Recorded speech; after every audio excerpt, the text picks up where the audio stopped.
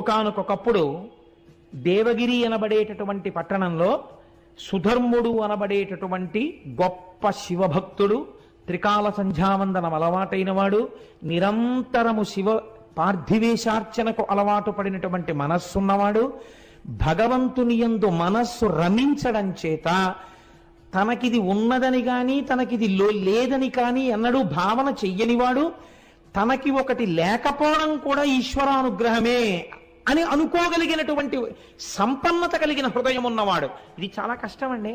ఈశ్వరుడు ఒక్కొక్కరికి ఒకటి ఇవ్వడు. లోకం ఏమంటుందంటే వాళ్ళకి ఇది లేదంటుంది. కానీ వాళ్ళంటారు ఈశ్వరుడు మమ్మల్ని ఉద్ధరించడానికి మాకు అది ఇచ్చి ఉండకపోవచ్చు అంటారు. అది వాళ్ళ భక్తి. వాళ్ళ భక్తి నీకేం తెలుసు వాళ్ళనలా అని నువ్వు పాపం మూట కట్టుకుంటున్నావు.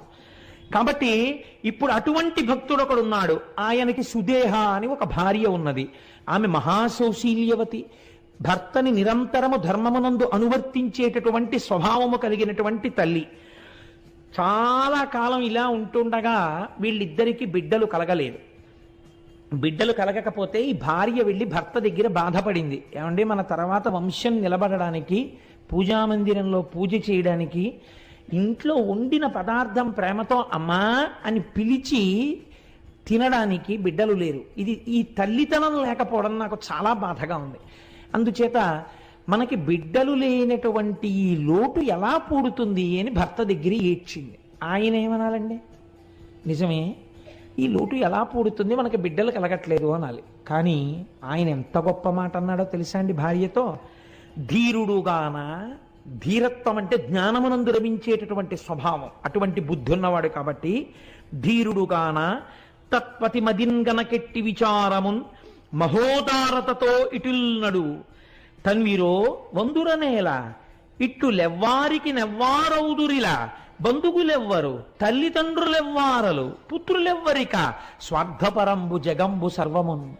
ఏమిటే నీ వెర్రి?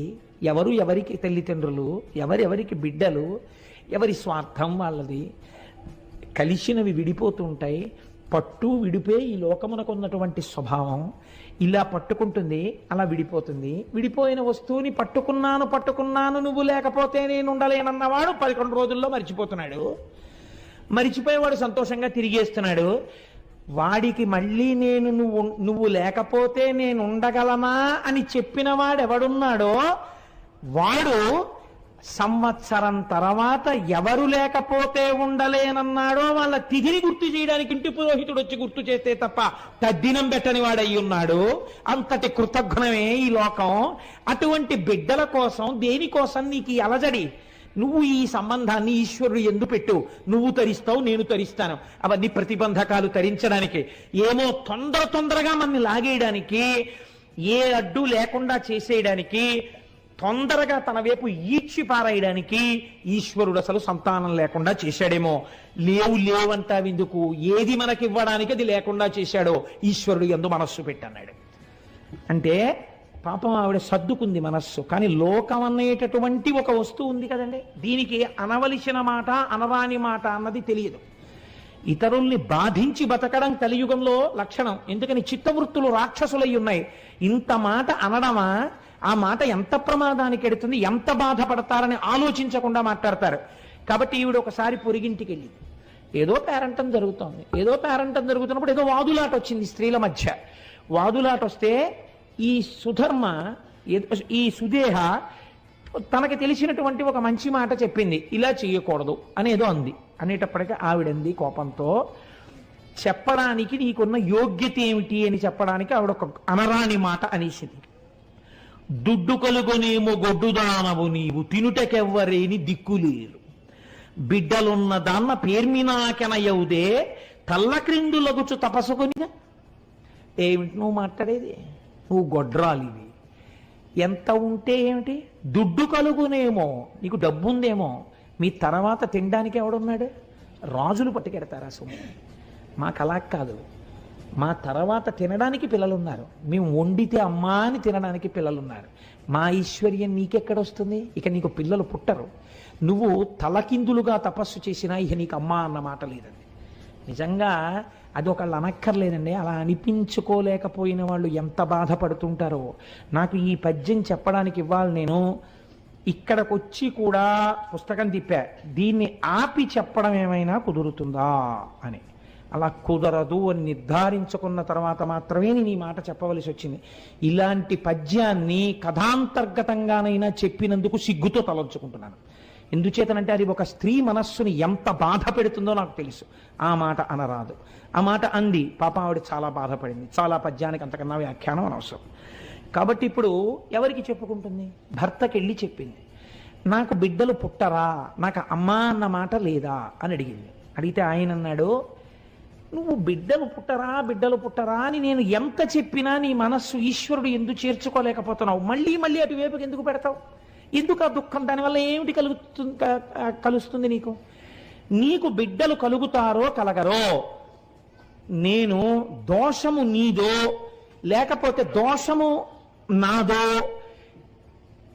ఒకవేళ ఈశ్వరుడు బిడ్డలు నీ దోషము వలనే కలగకుండా ఉంటున్నారో తేల్చడానికి ఒక పరీక్ష పెడతాను, ఈశ్వరుణ్ణి అడుగుతాను, ఇది భక్తి అంటే అని ఆవిడికి చెప్పకుండా ఆయన ఒక పరీక్ష పెట్టాడు. 2 పూలదండలు తెచ్చి భగవంతుడి యొక్క పాదముల దగ్గర పెట్టాడు.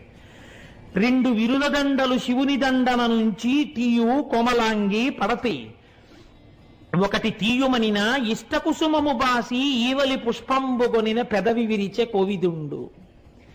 2 పువ్వులు పెట్టేని శివుడికి ఒక విజ్ఞాపన చేశాడు. ఒకవేళ నా యందు బిడ్డలు పుట్టడానికి దోషముండి ఉంటే, లేదా అంటే మా దంపతుల యందు సంతానము కలగక మా ఇద్దరికి అమ్మా అని ఆవిడ, నాన్న అని నేను అనిపించుకోవడం సాధ్యం కాకపోతే ఈ దండ ముట్టుకుంటుంది. ఒకవేళ మాకు అలా అనిపించుకునే అదృష్టం రాసి పెట్టి ఉంటే ఈవిడ ఆ దండ ముట్టుకుంటుంది అని, ఇది ఈశ్వర నీ సంకల్పాన్ని చెప్పేయాలి. మాకు సంతానాన్ని ఇద్దామనుకుంటున్నావో అనగా మా ఇద్దరికీ కలిపి ఇవ్వననుకుంటున్నావో చెప్పేయి అని 2 దండలు పట్టి, నువ్వు ఇక నన్ను ఎన్నడో నాకు బిడ్డలు కలగరా అని అనరాదు, ఇది ఈశ్వర శాసనం, ముట్టుకో అన్నాడు. ఆయన ఏ దండ ముట్టుకుంటే పిల్లలు పుడతారని సంకల్పం చేశాడో అది విడిచిపెట్టి 2వ దండన ఆవిడ తీశాడు. ఆయన అన్నాడు, పెదవి విరిచే కోవిదుండు, కాబట్టి మన ఇద్దరికీ సంతానం కలగరు, ఇంకా నువ్వు ఈ ప్రశ్న నన్ను వెయ్యవద్దు, నువ్వు చక్కగా సంతోషంగా ఈశ్వరుడు యందు మనస్సు పెట్టుకో అంటే ఆవిడంది, అలా వీల్లేదు, నాకు కొడుకు పుట్టకపోయినా నాకు బాధ లేదు, నేను అమ్మా అని పిలిపించుకోవడానికి మీరు ఇంకో పెళ్లి చేసుకోండి, ఆమె వలన సంతానం కలుగుతారు కదా, కలిగినప్పుడు నన్ను అమ్మా అని పిలిస్తే నాకు చాలు, కాబట్టి మీరు పెళ్లి చేసుకోండి అంటే ఆయన అన్నాడు, ఇది చెప్పినంత తేలిక కాదు, ఇది ఒకనాడు నీ యందు పినుభూతమై కూర్చుంటుంది. ఏమవుతుందో తెలుసా? అనవిని ఇప్పుడు ఇట్టులే నీవనెదవు వేరోర్తి పెండ్లి ఆడిన సవతిన్గని పోరుసేతువెంతయు అనుమానము లేదు పెండ్లి ఆడను మరలన్. నాకు సంతానం అక్కర్లేదే, ఈశ్వరుడు ఉన్నాడు చాలు. ఇప్పుడు ఇలా అంటావు, నిజంగా రేపు నేను వేరొక స్త్రీని వివాహం చేసుకుని ఆమె వలన నాకు బిడ్డలు కలిగితే నీ యందు అసూయ ప్రబలుతుంది, పెద్ద గొడవలవుతాయి, మనశ్శాంతి పోతుంది, శాంతి లేని చోట ఈశ్వరోపాసన ఉండదు, కాబట్టి నేను పెళ్లి చేసుకోనన్నాడు. ఆవిడ చచ్చిపోతానన్నంత హఠం చేసేసింది. నువ్వు చేసుకుని తీరవలసిందే. ఆవిడ మాట కాదనలేక ఆవిడ చెల్లెల్ని వివాహం చేసుకున్నాడు. ఆ చెల్లెల్ని వివాహం చేసుకున్నాడు, ఆమె పేరు గుష్మ. గుష్మ అనబడేటటువంటి స్త్రీని వివాహం చేసుకున్నాడు. సంతోషంగా కాలం గడుస్తోంది. ఆవిడకి ఒక లక్షణం ఉంది, ఏది ఇంట్లో జరిగినా ముందు అక్కగారికే చెప్పేది. భర్త కూడా పెద్ద భార్యని గౌరవించి మసలుతున్నాడు. ఆవిడ ప్రతిరోజు కూడా 101 పార్థివలింగములకు అర్చన చేసేది. అర్చన చేసి పూజ అయిపోయిన తర్వాత 101 శివలింగాల్ని తీసి ఒక సరోవరంలో కలుపుతూ ఉండేది ఆవిడ. అటుకు నుయ్యని మీరు అనుకున్నా పెద్ద దోషం ఏం లేదు, ఒక విశాలమైన సరోవరం కలుపుతూ ఉండేది. ఇలా ఆవిడ 3 సంవత్సరములు 101 శివలింగాల్ని ఆరాధన చేసింది. ఇప్పుడు ఆవిడ చేసిన శివ పూజ వలన ఆయనకి కూడా నాన్న అని పిలిపించుకునే అదృష్టం వచ్చి ఒక చిత్రం జరిగింది. అంటే 101 శివలింగాల్ని 30 రోజులు పూజ చేస్తే 30 రోజులు పూజ చేయడానికి ఒక స్త్రీకి అధికారం ఉండదు, కాబట్టి కొద్ది రోజులు తగ్గితే ఓ దగ్గర దగ్గరగా ఓ 3,000 దగ్గరలో అవుతాయి. 3 ఏళ్లు పూజ చేస్తే ఇంటూ 36. మామూలుగా అయితే 1,09,080 శివలింగాల్ని పూజ చేయాలి. అంటే దగ్గర దగ్గరగా 1,00,000 పూర్తయ్యాయి. పూర్తవగానే ఆవిడ గర్భాన్ని ధరించింది. అంటే అంత పాపం ఇంత అర్చనతో పూర్తయింది, విరిగిపోయింది. ఇప్పుడు ఆవిడ 3 సంవత్సరముల తర్వాత గర్భం ధరించి పండు లాంటి మగపిల్లాన్ని కంది. ఇంట్లో అందరూ సంతోషంగా ఉంటున్నారు. ఆ పిల్లవాడితో అమ్మ అని పిలిపించారు సుదేహని. ఆవిడ కూడా చాలా సంతోషంగా ఉంటుంది. ఆ పిల్లవాడు పెద్దవాడు అవుతున్నాడు. ఈయన కొడుకు కూడా పుట్టేశాడని ఇంకా భగవంతుడి యందు మనస్సు పెట్టేసుకున్నాడు. నాకు బిడ్డనిచ్చిన వాడెవడో వాణ్ణి, ఆ బిడ్డన్ని కూడా రక్షిస్తాడు. చాలు, కొడుకు కూడా పుట్టాడు, ఇంకా ఏమిటి, మెల్లిగా మనస్సుని ఈశ్వరుడు యందు చేర్చేయాలని ఈవిడ రోజు 101 శివలింగాల్ని ఆరాధన చేయడం అలాగే చేస్తాం. ఇలా కొన్నాళ్ళు జరిగిపోతే ఆ పిల్లాడికి యుక్త వయస్సు వచ్చేసింది వివాహానికి. వాడికో సంబంధం చూశారు. మంచి ఐశ్వర్యవంతులైన బ్రాహ్మణుల యొక్క సంబంధం కుదిరింది. ఈ పిల్లాన్ని వివాహం చేశారు. మంచి కోడలు ఇంటికి వచ్చింది. ఇక్కడ ఒక చిన్న ఇబ్బంది వచ్చింది. వీళ్ళైతే ఈవిడ్ని గౌరవంగా చూశారు, కానీ వియ్యాలవారని ఒకరు ఉన్నారు కదా, వారు సహజంగా ఎవరిని ఎక్కువ గౌరవిస్తారు? ఆ పిల్లవాడి యొక్క సొంత తల్లి, కన్న తల్లి ఎవరో ఆవిడికి పెద్దపీట వేశారు వాళ్ళు. వియ్యపు వారలు వారల వియ్యంబులు గుష్మనెంత వేడుక చూడన్ కొయ్యతనంబున నొర్వక గయ్యాలు సుదేహం ఎండుగా తపించన్. మా వియ్యపురాలు అని గౌరవం ఇచ్చి ఎంతో ప్రేమగా చూసి అన్నింటికీ మా వియ్యపురాలని ఈవిడ్ని పిలిచేవారు. ఆ వియ్యాలవారు కూడా ఈవిడ వియ్యపురాలని ఈవిడ్ని పిలిచేవారు. ఎంతైనా నేను వియ్యపురాలని కాను, కన్న తల్లి కాబట్టి అదే వియ్యపురాలు, చూశావా నేను కాలేకపోయానన్న కక్ష పెరిగిపోయింది. వీళ్ళు అసూయ ప్రబలడానికి ఇది హేతువైనది. ఇంత కష్టపడినా. ఒకరోజు కొడుకు కోడలు ఒక పాన్పునందు శయనించి ఉన్నారు. శయనించి ఉండగా ఈవిడ అసూయ రోజు రోజుకి పెరిగింది. నా చెల్లెలైనటువంటి గుష్మకి ఇంత గొప్పగా ఆదరణ కలగడానికి కారణమేమి? ఆవిడ శివ పూజ అని ఈవిడ గుర్తించలేకపోయింది. ఆవిడ అనుకుంది ఒక కొడుకు ఉండడమే. ఆ కొడుకే లేకపోతే ఇంత ఆనందంతో ఉన్నటువంటి చెల్లెలు కళ్ళ వెంట నీటిధారలు కారుతుండగా గుండెలు బాదుకుని ఏడిస్తే తప్ప నా అగ్నిహోత్రం చల్లారదు అని ఒక రాత్రి వేళ భార్యతో కలిసి నిద్రపోతున్నటువంటి పిల్లవాడి గదిలోకి వెళ్ళి ఒక కత్తితో ఆ పిల్లవాడిని పొడిచి చంపేసి ఆ పిల్లవాడి శరీరాన్ని కోసేసింది, ముక్కలుగా కోసేసి ఇవన్నీ కలిపి మూట కట్టింది. అంటే ఎంత భావనా వ్యగ్రతని పొందేసిందో చూడండి. ఇంకా ఇవి మూట కట్టి తీసుకెళ్ళి రోజు శివార్చన చేసి నీటిలో కలుపుతుంది కదా, దీని బతుకు బయటికి రావాలని తీసుకెళ్లి ఆ శివలింగాల్ని కలిపే చోట నీళ్లలో ఈ శరీరం ముక్కలు పారేసింది.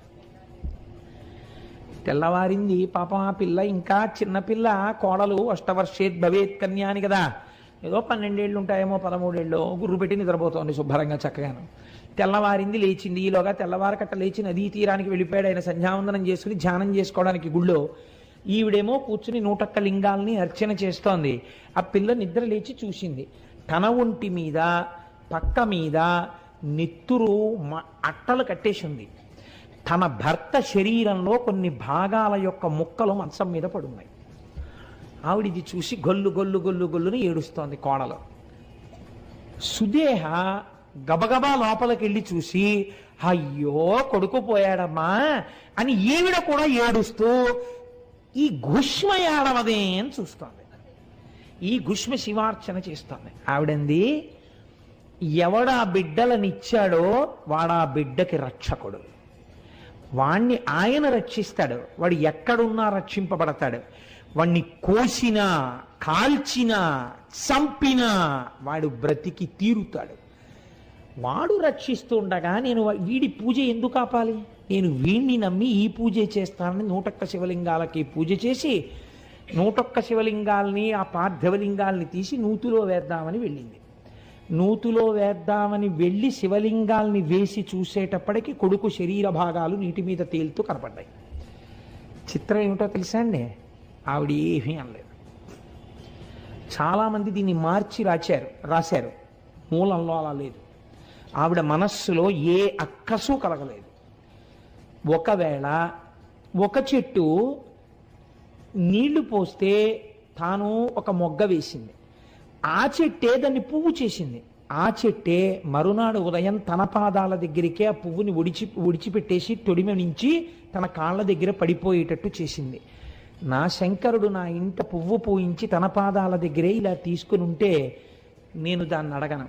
ఈశ్వరుడు తీసుకెళ్ళిపోవాలని సంకల్పం చేస్తే నాకు ఆమోదయోగ్యమే అని వెళ్ళిపోతాను. ఇది శివుడు తట్టుకోలేకపోయాడు. అది విచిత్రం. ఈ భక్తిని శివుడు భరించలేకపోయాడు. భరించలేక అమ్మా అమ్మా అంటూ పిల్లవాడు వచ్చేసాడు. వచ్చేసి వాడు అన్నాడు, ఈవిడ అడగలేదు.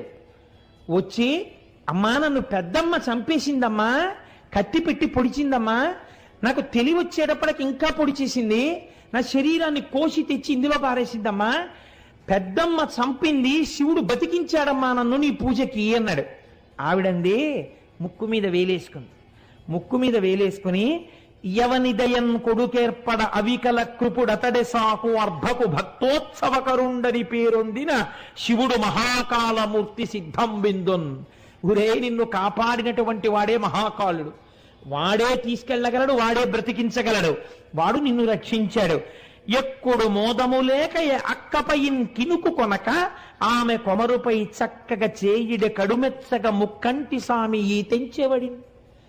కొడుకు మీద చెయ్యేసుకుని అక్క తప్పు నాన్న పెద్దమ్మనలా అనకూడదు, ముక్కంటి స్వామి నిన్ను రక్షించాడు, ఆయన రక్షణ ఉన్నంత కాలం ఎవ్వరూ ఏమీ చేయలేదు.